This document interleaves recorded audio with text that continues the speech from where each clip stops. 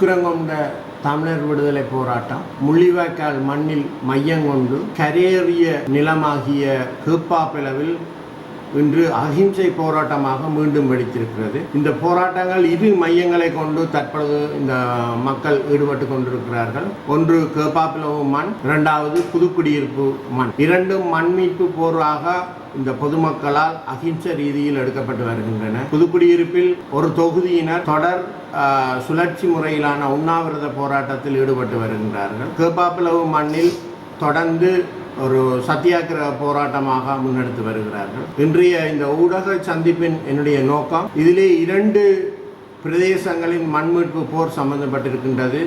ஒன்று கேப்பாப்பிலவு மண், இரண்டாவது புதுக்குடியிருப்பு பிரதேசம். புதுக்குடியிருப்பில் 19 ஏக்கர் காணிகள் 49 பேருக்குரியது. இது பரம்பரையாக அவர்கள் ஆட்சி செய்த மண். அந்த மண்ணை ஆக்கிரமித்தது மட்டுமல்ல, அங்கிருக்கும் இராணுவ முகாமால் பாடசாலை மாணவர்கள் மீதான பகிடிவதைகள், பாலியல் சேஷ்டைகள் மற்றும் அந்த சிகரெட் வியாபாரங்கள் போன்றவை அவர்களது கலாச்சாரத்தை கெடுத்து வருகின்றது. இதை எதிர்த்து பாடசாலை மாணவர்கள் பாரிய போராட்டத்தை புதுக்குடியிருப்பில் நடத்தி முடித்திருந்தார்கள். 2000க்கும் மேற்பட்ட மாணவர்கள் இதில் பங்கு பெற்றி பாரிய ஆர்ப்பாட்டமாக இது நடைபெற்றது. இது உங்களுக்கு தெரியும். அதேபோல் கேப்பாப்பிலவு நிலத்தில் ஒட்டுமொத்தமான கிராமத்தை அந்த இராணுவம் ஆக்கிரமித்திருக்கின்றது.